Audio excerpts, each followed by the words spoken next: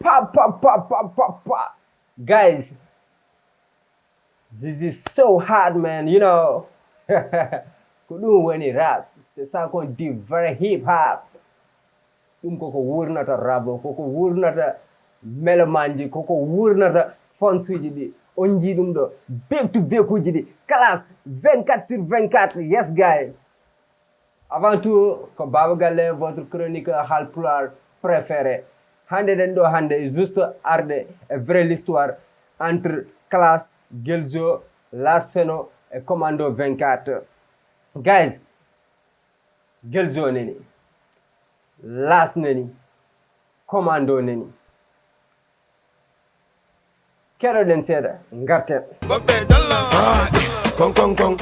Pourtant mi jettakim garmi ko haalandema wi yumma yorindini guri mum suuraki cikkum bonani l'argent ne fait pas bonheur ko ha daña berngel baas.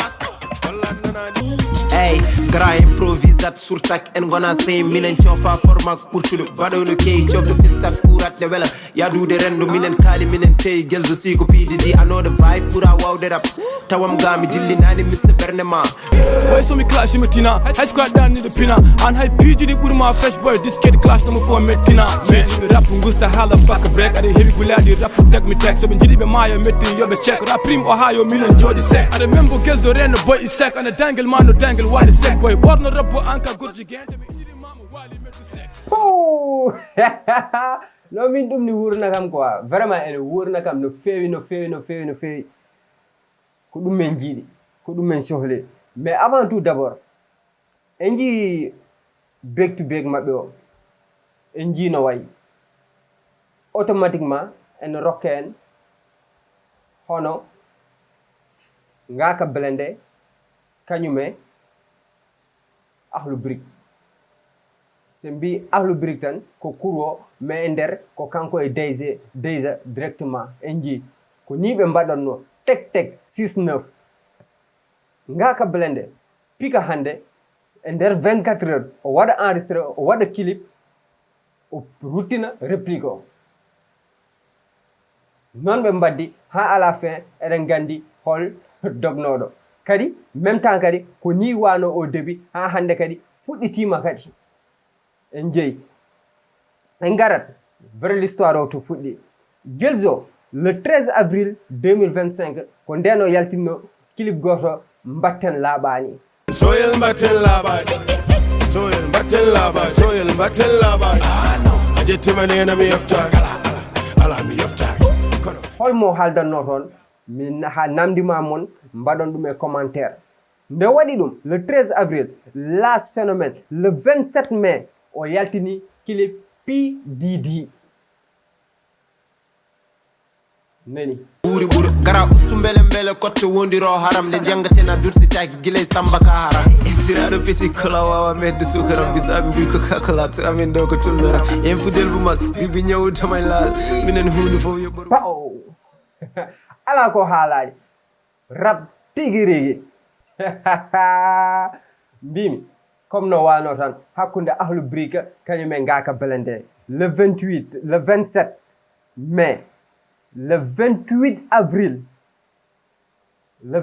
avril au moins ko nden commando ari jabi Fatimatu sek 10 fuck you ane clama Guelzo go tanum tane rap mi kami bamum bama yete mi gatan yewa yaw sami lamjin tama sumi nanti do vama kurungal mami ko he nyama le 28 avril hein 24 heures le 29 last phénomène ari jabimo holko jabimo a huwat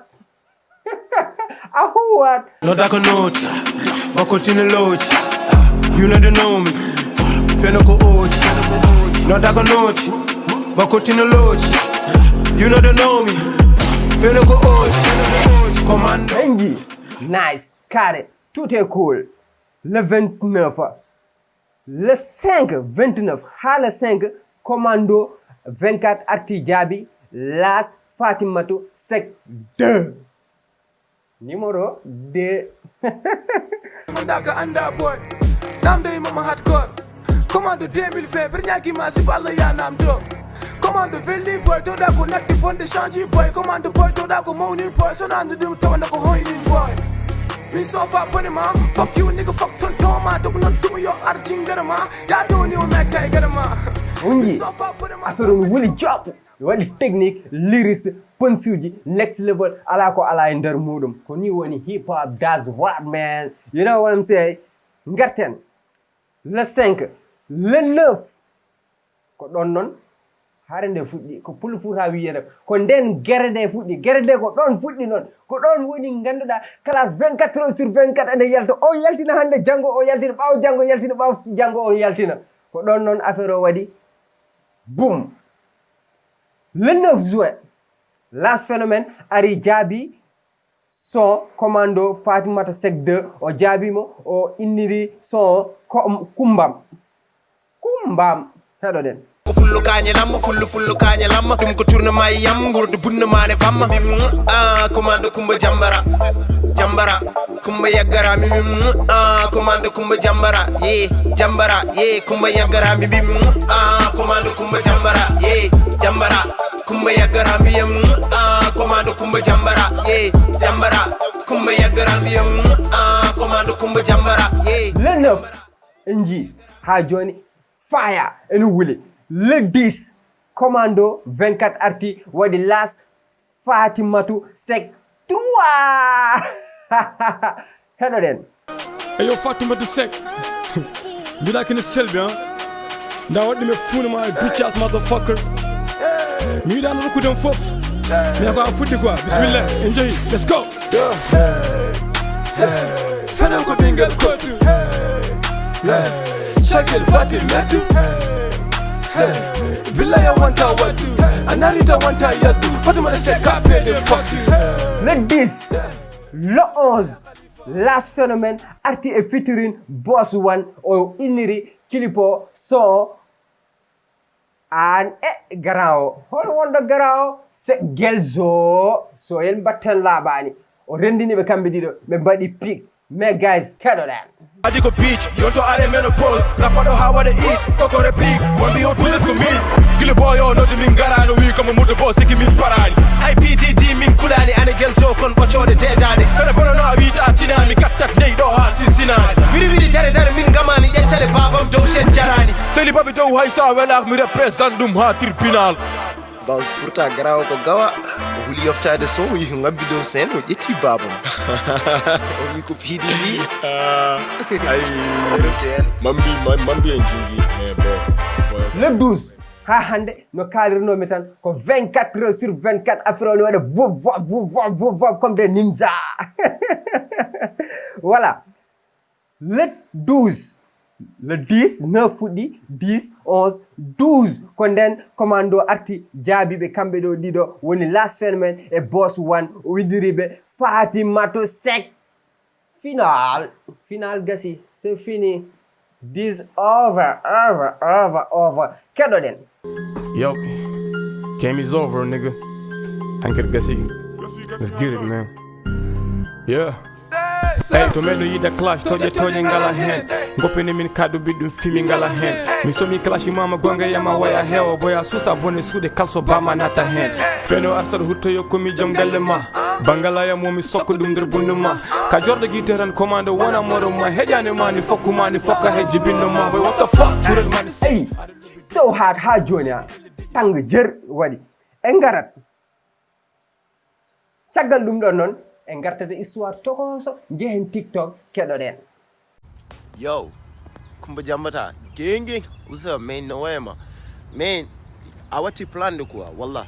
Watu sawawa ran jujin. We da wadu ya telephone ngaji, adu tuni the telephone ngaji, Motorola line, VX, and you don't know mix to son yo well. Bada quelque chose de qualité ngaramba den.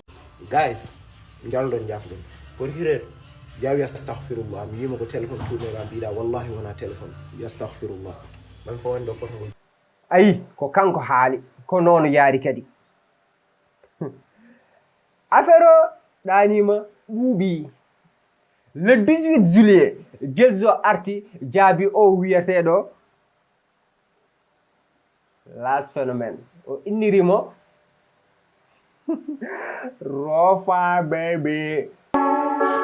Bade worɓe garani ko rofa baby ay koccino nder alami howanima ɗum sagma joganadimi en koccino nder koccino nder koccino nder koccino nder koccino nder damane sa heeɗima kalannomi au début batten laaɓani holmo haldanno ha las phénomène jaabi innirimo PDD joni noon o arti o haali ko rofa baby arti manam mo yiɗno mo haldanno on artani firti ko rofa o inniri ko rofa o inniri las phénomène o wi an ka haɗɗe remde belmi fof mi huuma ay mina annani an ka adderam ne belami fo mi huma e pous arga e halla mo nulma bade ora lyris le 18 le 19 le 20 ha boyo hulani ha ko nden las Phéno arti o artiri kadi ko mo wadduno fitirino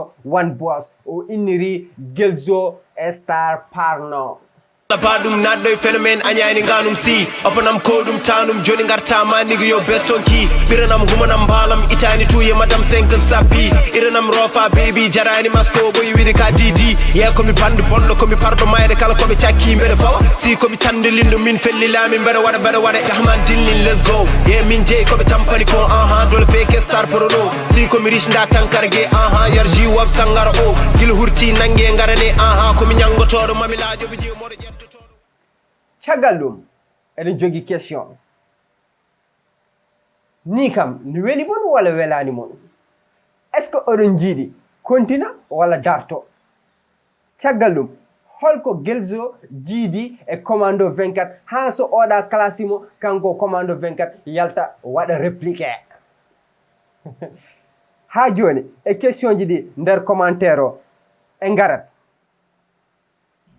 holmo Guelzo haaldanno ha saha fof phénomène ne ara ne jaabo las Phéno so yewti ɗum ko Baba Galé votre chroniqueur préféré du rap Pulaar Innovation du rap Pulaar chat ba chat lawla chat mbaɗen abonné mbaɗen partagé activé cloche de notification o janngo e jam so vidéo o arti wawa heɓde ɗum yeeɓen rap Pulaar jeesi tawi ne fuɗi e ɓernde ma tan like commentaire kadi ma en gartoy hono ɗi vidéo ji en jii suka rewɓe ɗiɗo sukaɓe rewɓe ɗiɗo haala maɓɓe ne haali les deux sisters Binet et Sista Bella en gartoyte muɗum joni